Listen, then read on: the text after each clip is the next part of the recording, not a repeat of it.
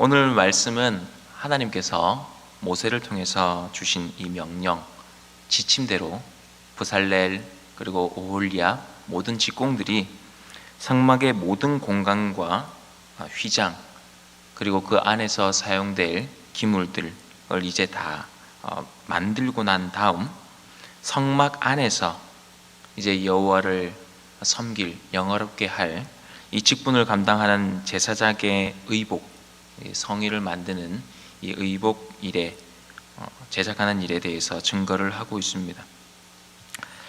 본문은 특별히 이제 속옷과 속바지 위에 입게 되는 에봇과 흉패의 제작 과정을 상세하게 서술을 하고 있는데요. 출애굽기 28장의 말씀과 오늘 우리가 읽은 39장의 말씀은 거의 일치하게 됩니다. 왜냐하면 28장의 말씀은 이렇게 만들어라 하는 내용이고요, 오늘 우리가 읽은 39장의 말씀은 이렇게 말씀하신 대로 이렇게 만들었더라입니다. 그러니까 내용이 겹칠 수밖에 없는 거죠. 그래서 반복되는 어떤 세부적인 내용을 오늘 살펴보기보다는 본문이 말씀하고 있는 그 영적 교훈을 중심으로 은혜를 나누고자 합니다. 먼저는 이 제사장은 구별된 옷을 입었다는 것에 우리가 주목해 볼 수 있어야 됩니다. 1절 말씀입니다. 그들은 여호와께서 모세에게 명령하신 대로 청색, 자색, 홍색 실로 성소에서 섬길 때에 입을 정교한 옷을 만들고 또 아론을 위해 거룩한 옷을 만들었더라. 제사장들이 하나님을 섬길 때 이제 일상복이 아닌 구별된 옷을 입어야 했습니다. 조금 다르게 표현을 하면 이렇게 되는 거죠. 하나님께서 구별해 주신 옷을 입어야만 비로소 제사장의 직분을 감당할 수 있었다는 것입니다. 왜 그럴까요? 사실 제사장이나 대제사장이나 다른 백성들에 비해서 더 경건하거나 더 거룩하기 때문에 하나님께서 제사장으로 삼아주신 것은 아닙니다. 먼저는 하나님께서 그들을 백성 중에 구별하셨기 때문이고, 두 번째로는 그들이 하나님께서 말씀하신 대로 순종해서 만든 그 옷을 입었기 때문에 하나님께서 거룩하다고 받아들여 주신 것이죠. 그래서 그들이 제사장의 직분을 수행할 수 있었던 것입니다. 그리고 당시 일상복에 비해서 제사장들이 입는 옷은 아주 화려하고 정교했습니다. 여러분, 이게 무엇을 의미하는 걸까요? 그리고 목사님들이 주일에 강단에서 설교하실 때 보면은 가운을 입지 않습니까? 제사장의 가운이, 옷이 그렇게 화려하다, 그럼 제사장이 정말 주목받을 만한 사람이란 의미인가? 대단한 사람이란 의미인가? 아니죠.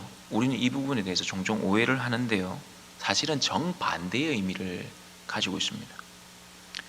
거룩하신 하나님 앞으로 나아간다. 우리가 공의의 하나님 앞으로 나아갈 때에 죄인된 우리가 어떻게 감히 하나님 앞으로 나아갈 수 있겠습니까? 우리가 죄인의 모습으로 나아갈 수 없으니 하나님께서 거룩하고 이렇게 구별된 옷, 정교하고 화려한 옷으로 우리의 죄와 허물을 가려주시는 것이죠. 그런 의미를 가지고 있는 겁니다. 그리고 왕은 왕복을 입고, 군인은 군복을 입고, 죄수들은 죄수복을 입죠. 옷은 그 사람의 신분 또는 상태를 의미하기도 합니다. 제사장에게 거룩하게 구별된 옷을 입혔다는 것은 그의 신분이 달라졌다는 것을 의미하기도 합니다. 즉, 제사장이 하나님께서 거룩하게 구별하신 옷을 입음으로 그의 신분이 이제는 더 이상 죄인의 신분이 아니라 거룩한 신분으로 하나님께서 받아들여 주시는 거죠. 여러분, 이게 은혜입니다. 때문에 제사장이 입는 옷은 하나님의 전적인 은혜를 상징하는 옷이 되는 거죠. 그렇다면 제사장이 입는 옷, 그 옷이 오늘날 우리에게 주는 영적인 교훈은 무엇일까요?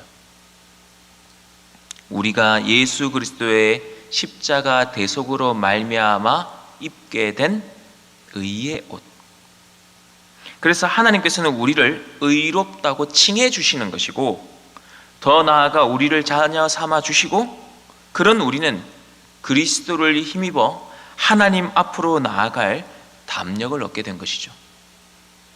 우리는 죄인인데 우리는 우리에게 이 그리스도의 의의 옷을 입히심으로 우리의 허물을 가려주셨을 뿐만 아니라 우리를 죄인의 신분이 아닌 하나님의 자녀라는 이 신분으로 받아들여 주신 것입니다.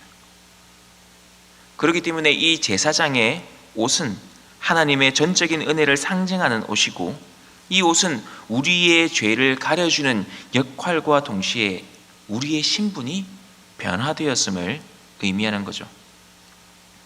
그렇게 볼 때 우리가 성도, 그리고 거룩한 자, 구별된 자로 불려질 수 있는 것은 내 자신이 스스로 거룩해졌기 때문이 아니라 그리스도로 옷을 입었기 때문입니다. 그러므로 이제 그리스도를 구주로 믿어서 그로 옷 입은 성도들은 예수님을 믿기 이전의 삶, 그때와는 다른 삶, 이제는 구별된 삶을, 거룩한 삶을 살아야 하는 거죠. 그래서 본문에 보면 1절, 5절, 7절, 21절 말씀을 보면은 동일한 어구가 후렴구처럼 반복되는 걸 보게 되는데요. 여호와께서 모세에게 명령하신 대로라는 이 어구가 반복이 되고 있습니다. 이것은 제사장의 이 성의가 제작되는 모든 과정이 철저하게 이 하나님의 계획하심과 설계대로 진행되었다는 것을 의미하는 거죠. 본문을 보면은 브살렐과 오홀리압과 직공들이 물품을 계속해서 만들고 있습니다. 그런데 어느 것 하나라도 자기 마음대로 만들었다는 말씀은 없어요. 제사장의 옷 또한 하나님이 말씀하신 그대로 천도 보석도 다 이어 붙여서 만들었습니다. 여러분 한번 생각해 보시길 바랍니다. 어떤 의미에서 제사장들이 제사를 드린다는 건 어떻습니까? 짐승을 잡아서 각을 뜨고 피를 빼내고, 어떤 면에서 좀 우리가 생각하는 것처럼 엄청 영화로운 일만 하는 건 아닌 것처럼 보입니다.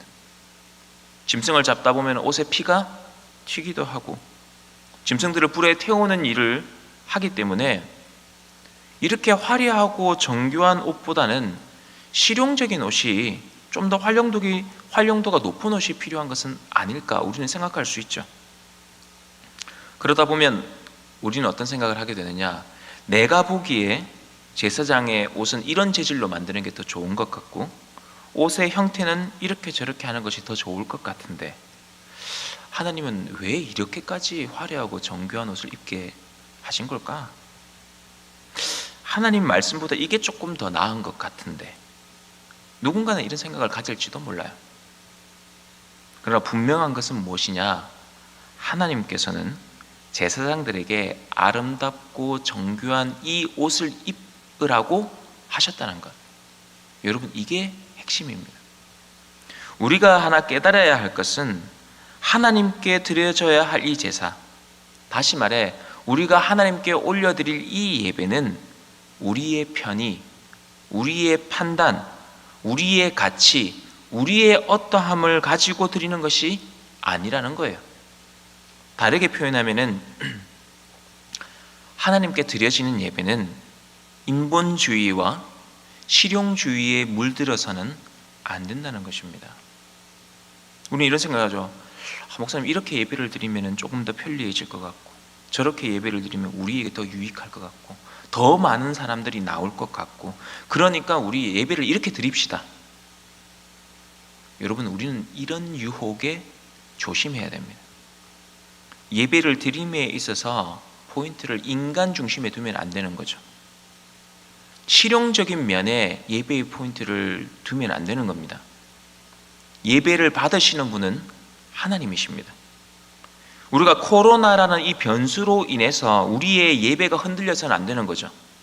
신본주의, 하나님 중심주의, 하나님 중심의 예배를 우리가 놓쳐서는 안 되는 겁니다. 사랑하는 성도 여러분, 제사장의 옷은 은혜의 옷입니다. 그 은혜는 죄를 가려주심과 우리의 신분을 죄인에서 거룩한 자로 변화시켜 주는 것이죠. 예수 그리스도로 말미암아 거룩하게 구별된 의의 옷을 입은 성도는 하나님 앞에 순종의 삶을 올려드려야 합니다. 순종의 옷을 입고 하나님을 예배해야 합니다. 순종이 제사보다 낫고 듣는 것이 순양의 기름보다 낫다 말씀하셨습니다.